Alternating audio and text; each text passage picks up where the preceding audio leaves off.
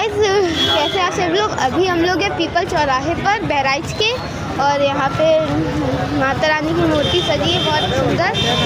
और अभी कल है नवरात्रि, तो मैं आप सबको तो नवरात्रि की शुभकामनाएं। और यहाँ पे बहुत सुंदर मूर्ति सजी है, ये देखिए पीपल चौराहे पर, मतलब बहुत कुछ है। मैं आप सबको दिखाता हूँ। यहाँ पे सांप है, और यहाँ पे देखिए चिड़िया है, यहाँ पे बंदर लटक रहा है, और वो हिरन बैठा है, वहाँ पे शेर है माता रानी का, वहाँ पे भी, और वो महिषासुर, और ये रही माता रानी यहाँ पे, ये गणेश जी, लक्ष्मी जी, और इधर भी सांप भी है, ये सब है। और वहाँ पे देखिए शेर माता रानी का, और यहाँ पे एक छोटा झरना भी है, ये देखिए पूरा अच्छे से मस्त अच्छे से सजा। और अभी प्राण प्रतिष्ठा नहीं हुई है, वो तो कल होगी।